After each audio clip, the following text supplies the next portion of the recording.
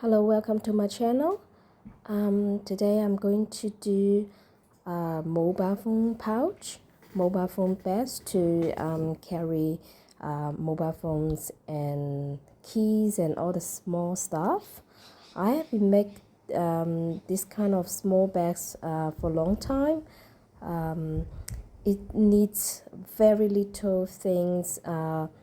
You need a sheet, any fibers can do, and then you need a whole bunch of scraps, any material can do. So I basically attached the scraps to the foundation sheets. I use back stitches to attach one side, as you can see from the video. A combination of back stitches and running stitches, those straight stitches. So once done, I fold over, press a little bit of the seams. You don't need irons, you don't need any modern gadgets to do this. You can just use your needle, your fingers, and that's it. So the other side I attach using applique stitches. So this is a slow normal speed, you can see. After the stitch is done, you can only see a very tiny subtle stitches in the area of the seams. Some people don't like it, some people like it. So yeah, up to you, but I think that's pretty nice. And I finished the beginning and the end by multiplying small back stitches. After I attach everything, all the scraps, it came to the quilting parts. It's the most enjoyable parts in the whole process.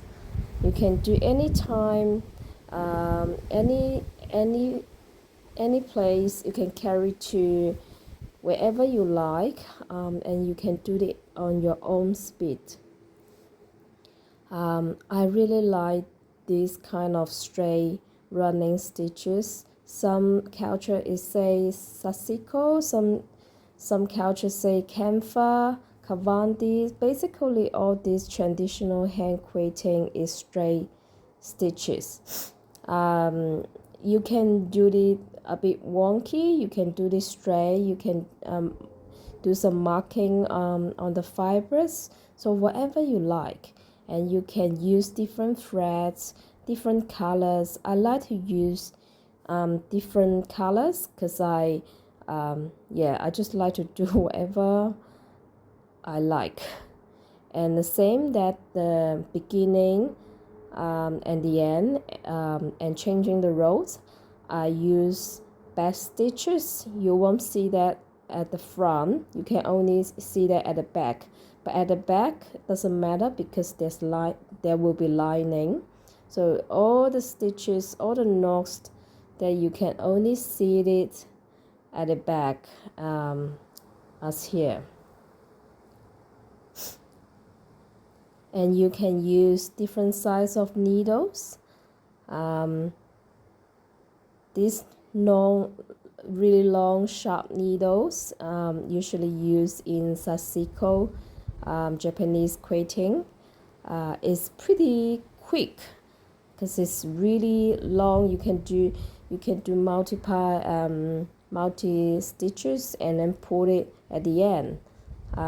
But yeah, basically you just need to use standard needles, whatever you like. I designed the flag. I will add some other stitches so people can see it at the front. I think it's more attractive. I like to use feather stitches. It's simple, but it's beautiful. There's a lot of variations of feather stitches. You can add a little flowers, a lot of French knots. You can add sequins, beads, some embroidery. Yeah, it's pretty flexible stitches, but here I just do the plain one using the gold thread. After all the quilting and decorating stitches done, it came to the part that I sew with lining. I do this part using sewing machine. You can do it by hand, it doesn't really matter. After I sewed it with lining, I fold it over and then I start hemming. I'll hem all the edges using blanket stitches. So if you do the sewing parts with lining by hand and it's a bit wonky, doesn't matter, because at this stage you can adjust, you can reinforce, so at the end it will be really strong.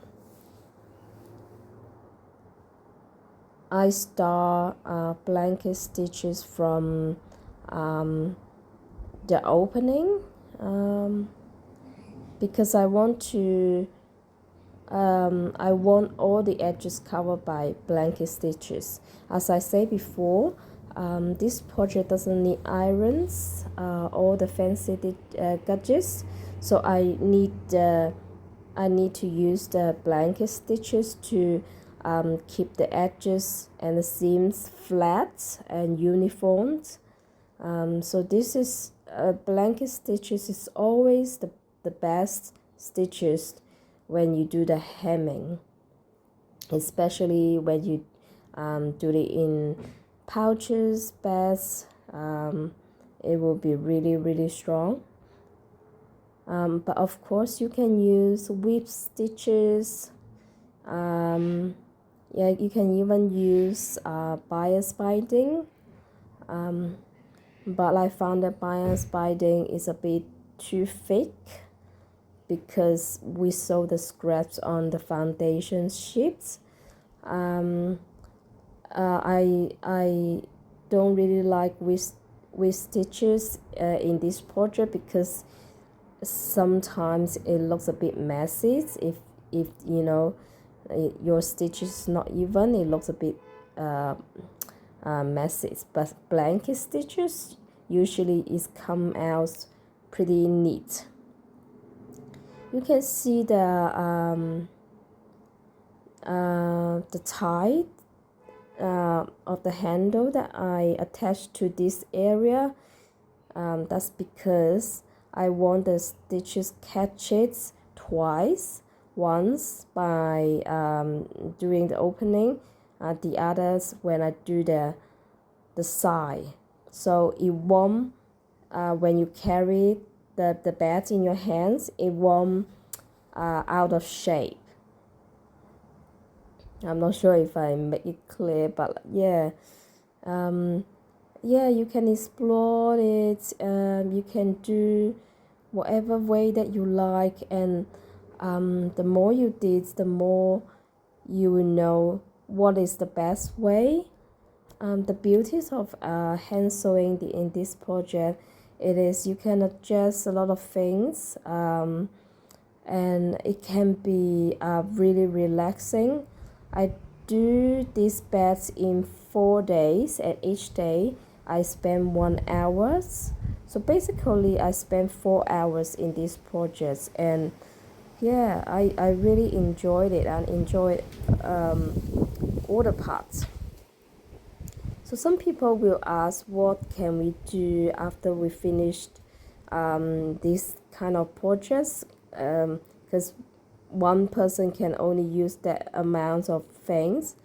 I will give all of my creation away for free because one, I don't want to store it.